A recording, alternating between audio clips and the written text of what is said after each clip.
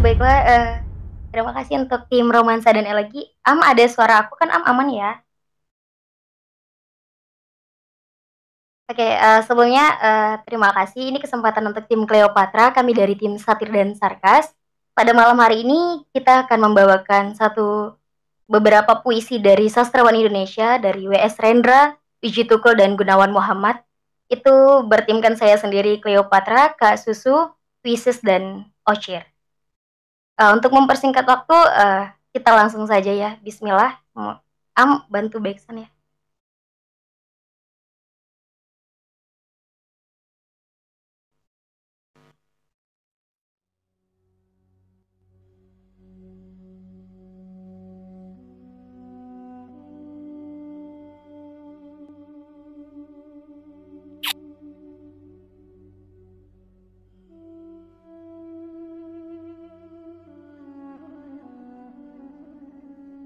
Bersatulah pelacur-pelacur kota Jakarta. Oleh W.S. Rendra.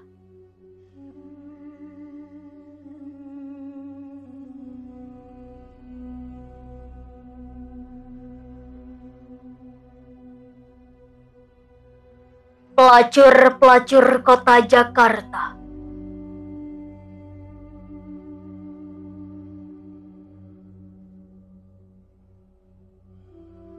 Dari kelas tinggi dan kelas rendah, telah diganyang, telah diharu biru. Mereka kecut, keder, terhina dan tersipu-sipu.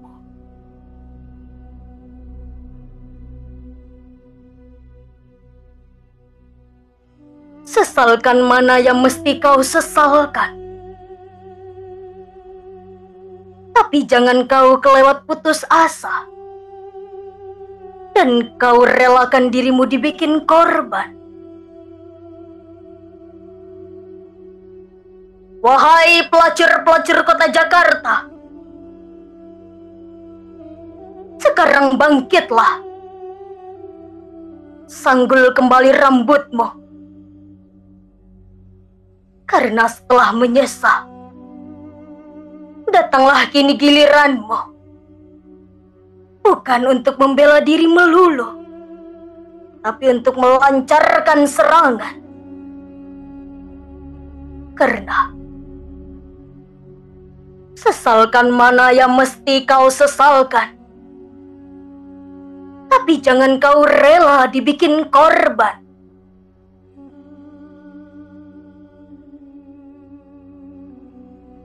Sarinah, katakan pada mereka, bagaimana kau dipanggil ke kantor menteri, bagaimana ia bicara panjang lebar kepadamu tentang perjuangan nusa bangsa, dan tiba-tiba tanpa ujung pangkal ia sebut kau inspirasi revolusi. Sambil ia buka kutangmu. Dan kau Dasima, kabarkan pada rakyat bagaimana para pemimpin revolusi secara bergiliran memelukmu. Bicara tentang kemakmuran rakyat dan api revolusi sambil celananya basah dan tubuhnya lemas terkapai di sampingmu. Ototnya keburu tak berdaya.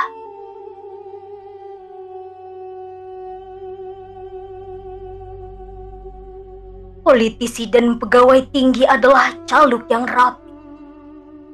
Kongres-kongres dan konferensi tak pernah berjalan tanpa kalian. Kalian tak pernah bisa bilang tidak. Lantaran kelaparan yang menakutkan, kemiskinan yang mengekang, dan telah lama sia-sia cari kerja, ijazah sekolah tanpa guna. Para kepala jawatan akan membuka kesempatan kalau kau membuka paha. Sedang di luar pemerintahan, perusahaan-perusahaan macet, lapangan kerja tak ada. Revolusi para pemimpin adalah revolusi dewa-dewa.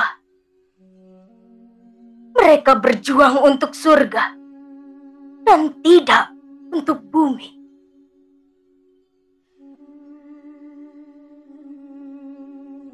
Revolusi dewa-dewa tak pernah menghasilkan lebih banyak lapangan kerja bagi rakyatnya. Kalian adalah sebagian penganggur yang mereka ciptakan. Namun, sesalkan mana yang mesti kau sesalkan. Tapi jangan kau kelewat putus asa. Dan kau rela dibikin korban.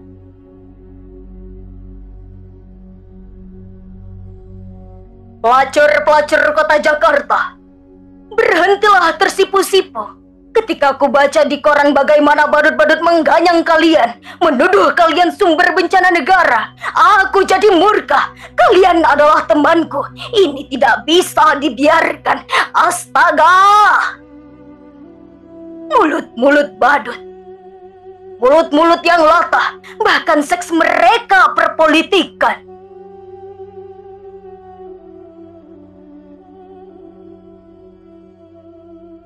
Saudari-saudariku, membubarkan kalian tidak semudah membubarkan partai politik. Mereka harus beri kalian kerja.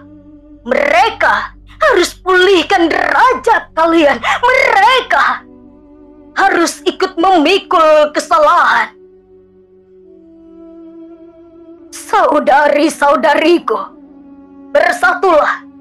Ambillah galah, kibarkan kutang-kutangmu di ujungnya. Aratlah keliling kota sebagai panji-panji yang telah mereka nodai. Kini, giliranmu menuntut. Katakanlah pada mereka, menganjurkan mengganyang pelacuran tanpa menganjurkan mengawini para bekas pelacur adalah omong kosong.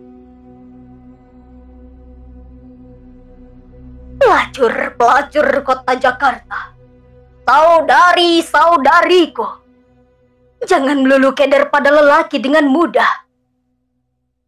Kalian bisa telanjangi kaum palsu, naikkan tarifmu 2 kali, dan mereka akan kelabakan.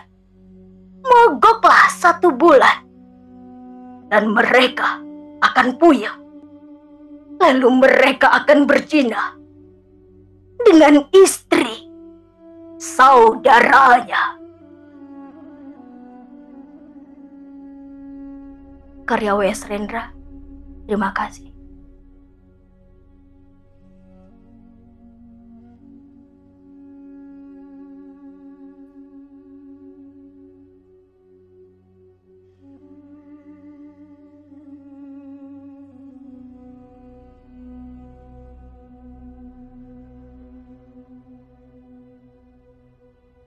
Kesaksian Akhir Abad, karya W.S. Rendra.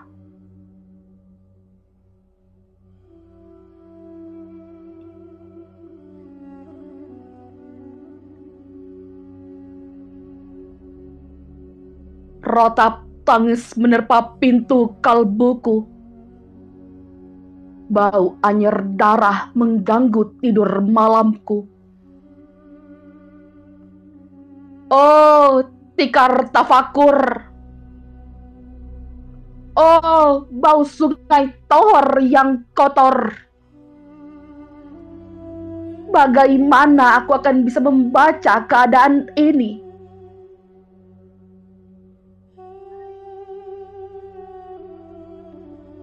Di atas atap kesepian nalar pikiran yang digalaukan oleh lampu-lampu kota yang bertengger dengan malam.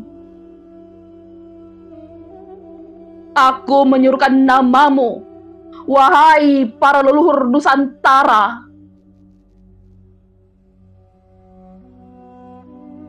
Oh, Sanjaya, leluhur dari kebudayaan tanah.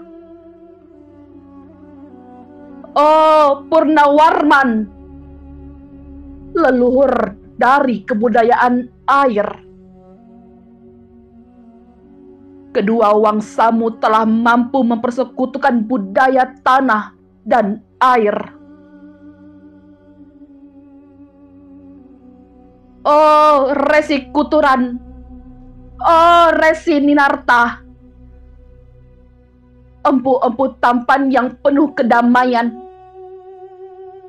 Telah kamu ajarkan tatanan hidup yang aneka dan sejahtera, yang dijaga oleh Dewan Hukum Adat. Oh, bagaimana aku bisa mengerti bahasa bising dari bangsaku ini?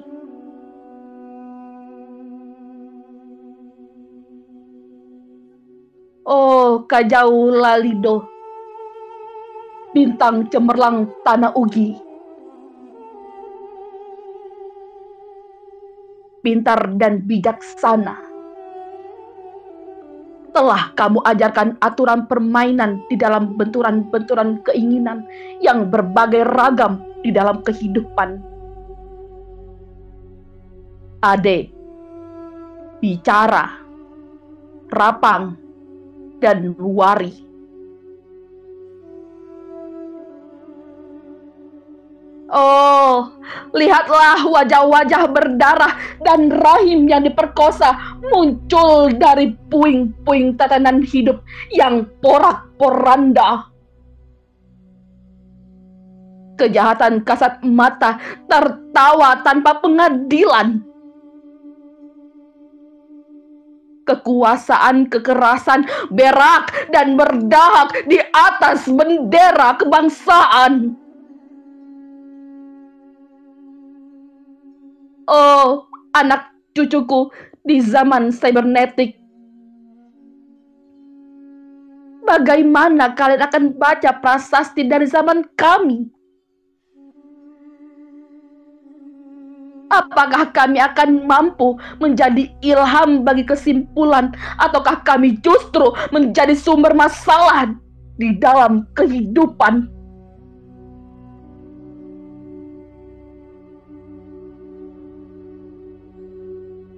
Dengan puisi ini aku bersaksi bahwa rakyat Indonesia belum merdeka. Rakyat yang tanpa hak hukum bukanlah rakyat merdeka. Hak hukum yang tidak dilindungi oleh lembaga pengadilan yang tinggi adalah hukum yang ditulis di atas air.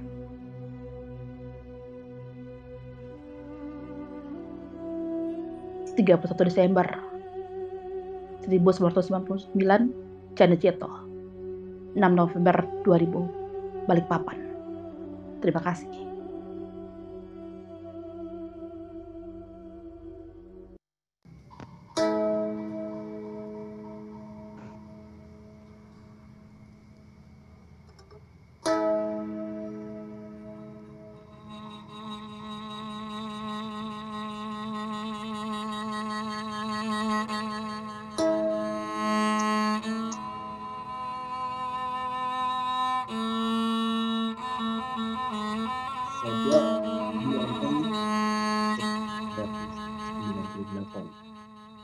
Di Indonesia. Karya W. Rendra.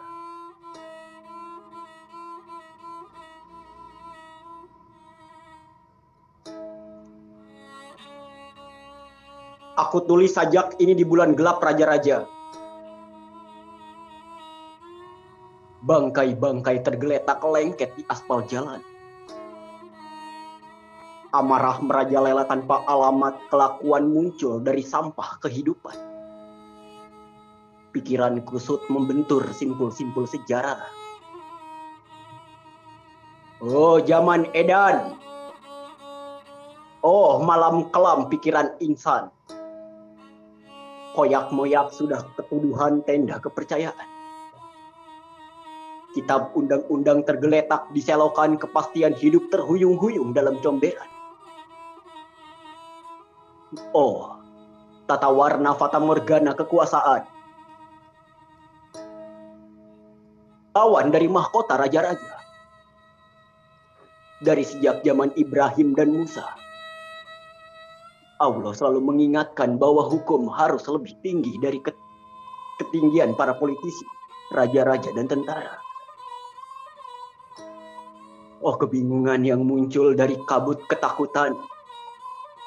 Oh, rasa putus asa yang terbuntur sangkur.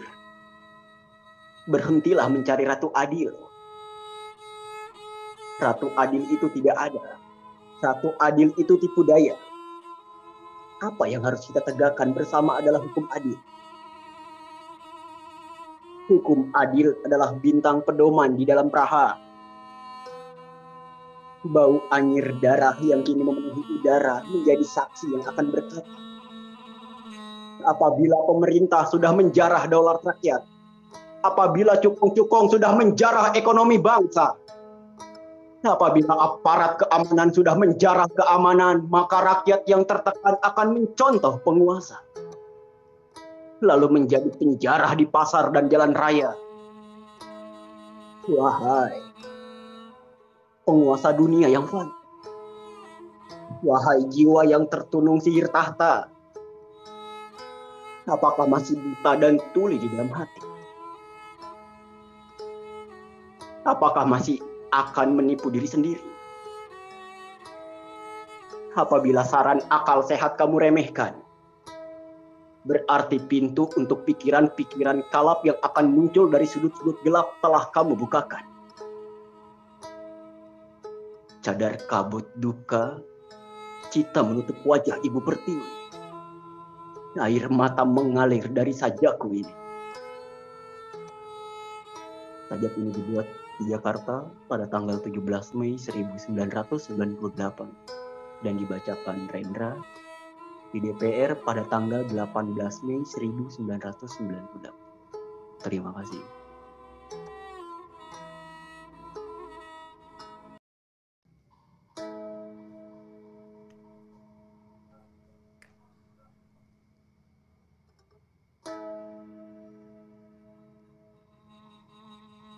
Sajak sebatang lisong.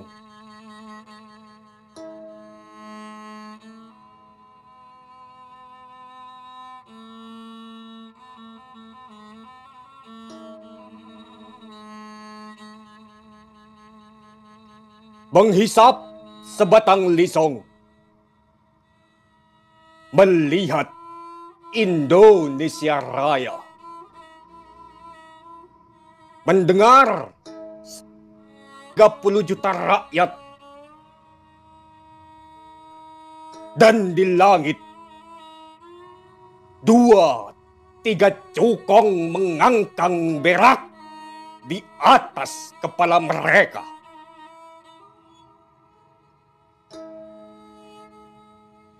Matahari terbit, fajar tiba. Dan aku melihat 8 juta kanak-kanak tanpa pendidikan. Aku bertanya, tetapi pertanyaan-pertanyaanku membentur meja kekuasaan yang macet. Dan papan tulis para pendidik yang terlepas dari persoalan kehidupan.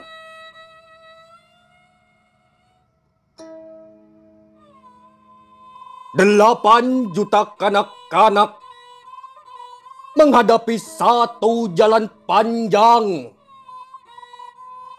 tanpa pilihan, tanpa pepohonan, tanpa dangau persinggahan, tanpa ada bayangan ujungnya.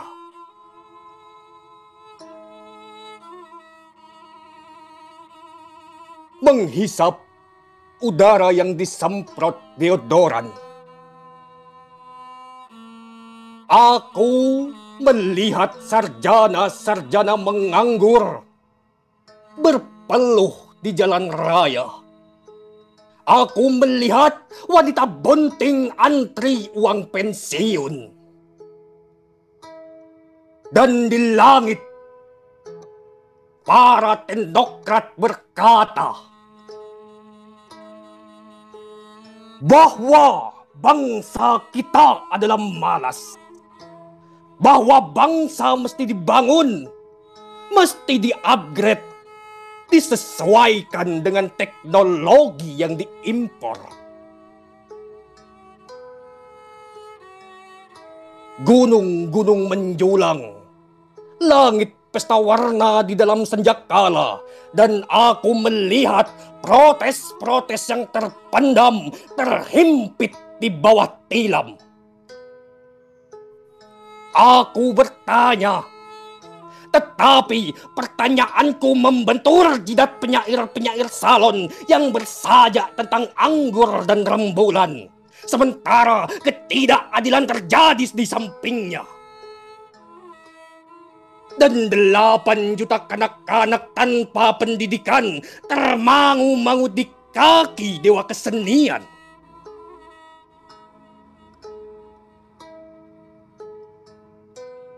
Bunga-bunga bangsa tahun depan berkunang-kunang pandang matanya. Di bawah iklim berlampun neon. Berjuta-juta harapan ibu dan bapak menjadi gemalau suara yang kacau. Menjadi karang di bawah muka samudra. Kita mesti berhenti membeli rumus-rumus asing, diktat-diktat yang hanya boleh membeli metode. Tetapi kita sendiri mesti merumuskan keadaan. Kita mesti keluar ke jalan raya, keluar ke desa-desa, mencatat sendiri semua gejala dan menghayati persoalan yang nyata. Inilah sajakku. Pamflet bahasa darurat. Apakah arti kesenian bila terpisah dari derita lingkungan? Apakah artinya berpikir bila terpisah dari masalah kehidupan? Karya W.S. Rendra.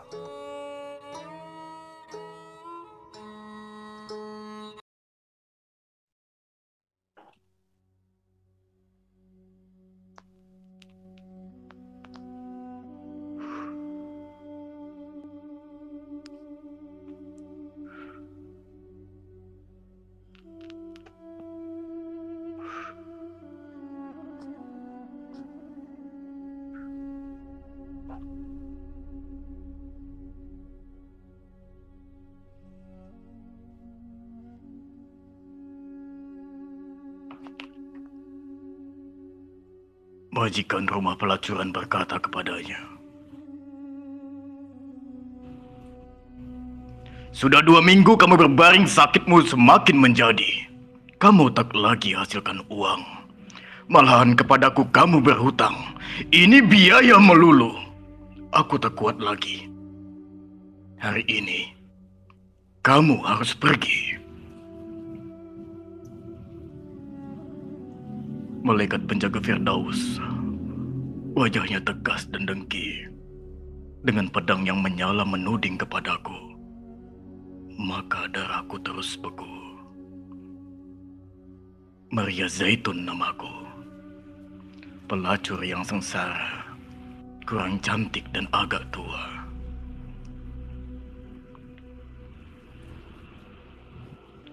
Jam 12 siang hari, matahari terik di tengah langit. Tak ada angin, tak ada mega. Maria Zaitun keluar rumah pelacuran tanpa koper.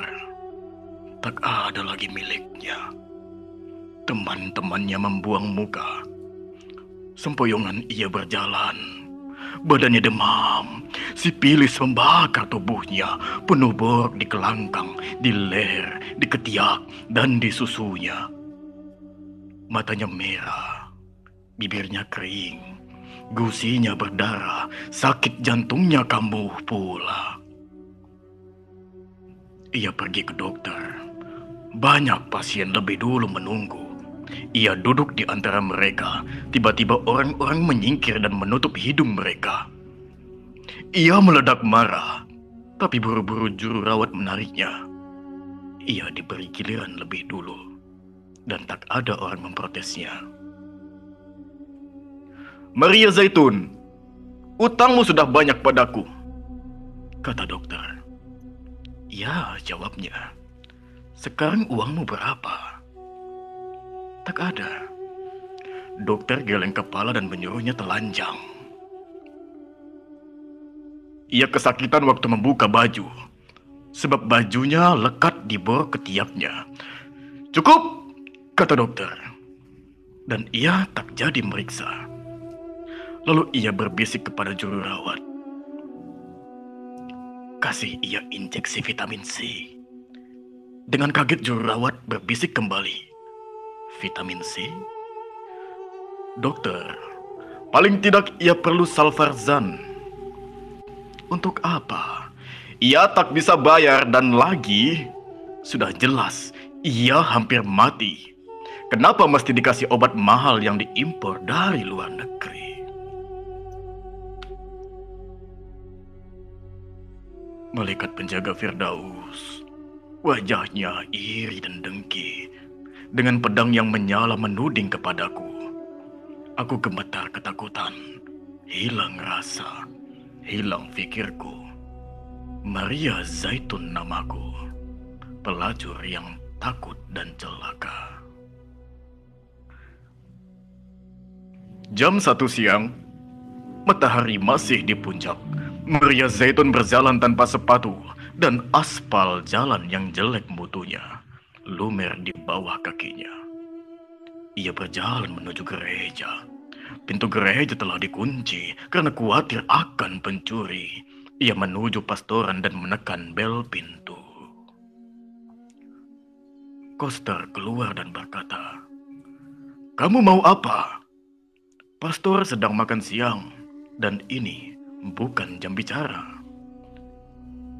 "Maaf, saya sakit. Ini perlu." Koster meneliti tubuhnya yang kotor dan berbau, lalu berkata, "Asal tinggal di luar, kamu boleh tunggu. Aku lihat apa pastor mau terima kamu." Lalu Koster pergi menutup pintu. Ia menunggu sambil blingsatan dan kepanasan. Ada 1 jam baru pastor datang kepadanya. Setelah mengorek sisa makanan dari giginya, ia nyalakan cerutu lalu bertanya, "Kamu perlu apa?" Bau anggur dari mulutnya, selopnya dari kulit buaya. Maria Zaitun menjawabnya, "Mau mengaku dosa, tapi ini bukan jam bicara. Ini waktu saya untuk berdoa. Saya mau mati." "Kamu sakit?" "Ya, saya kena raja singa." Mendengar ini pastor mundur 2 tindak. Mukanya mungkret. Akhirnya agak keder ia kembali bersuara, "Apa kamu kupu-kupu malam?"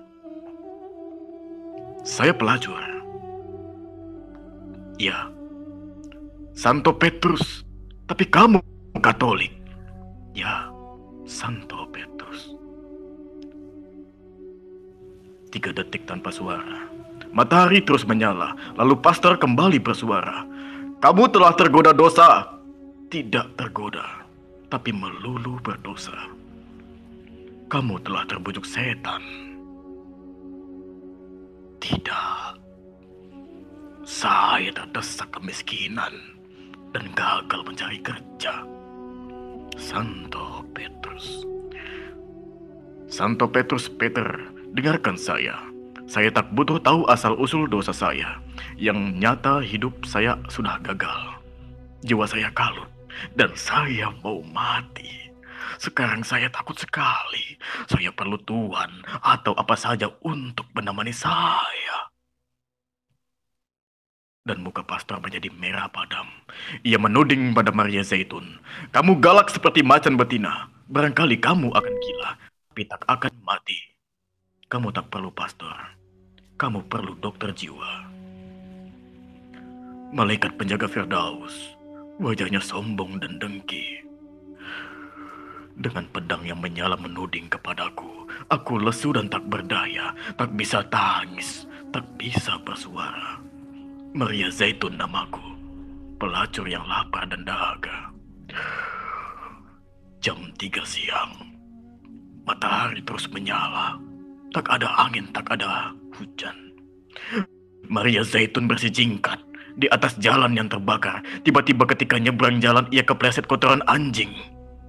Ia tak jatuh, tapi darah keluar dari borok di kelangkangannya dan meleleh ke kakinya. Seperti sapi tengah melahirkan, ia berjalan sambil mengangkang. Di dekat pasar ia berhenti, pandangnya berkunang-kunang, napasnya pendek-pendek. Ia merasa lapar. Orang-orang pergi menghindar, lalu ia berjalan ke belakang satu restoran. Dari tong sampah ia kumpulkan sisa makanan. Kemudian ia bungkus hati-hati dengan daun pisang, lalu berjalan menuju keluar kota. Malaikat penjaga Firdaus, wajahnya dingin dan dengki, dengan pedang yang menyala menuding kepadaku. Yang mulia, dengarkanlah aku, Maria Zaitun namaku, pelacur lemah, gemetar ketakutan. Jam 4 siang, seperti siput ia berjalan. Bungkusan sisa makanan masih di tangan, belum lagi dimakan. Keringatnya bercucuran, rambutnya jadi tipis, mukanya kurus dan hijau seperti jeruk yang kering. Lalu jam 5, ia sampai di luar kota. Jalan tak lagi beraspal, tapi debu melulu. Ia memandang matahari dan pelan berkata, "Berdebah." Sesudah berjalan 1 kilo lagi, ia tinggalkan jalan raya dan berbelok masuk sawah, berjalan di pematang. Malaikat penjaga Firdaus, wajahnya tampan dan dengki, dengan pedang yang menyala mengusirku pergi. Dan dengan rasa jijik, ia tusukkan pedangnya perkasa di antara kelangkanganku. Dengarkan yang mulia, Maria Zaitun namaku, pelacur yang kalah, pelacur terhina. Jam 6 sore, Maria Zaitun sampai ke kali. Angin bertiup, matahari turun, hari pun senja. Dengan lega ia rebah di pinggir kali. Ia basuh kaki, tangan, dan mukanya. Lalu ia makan pelan-pelan.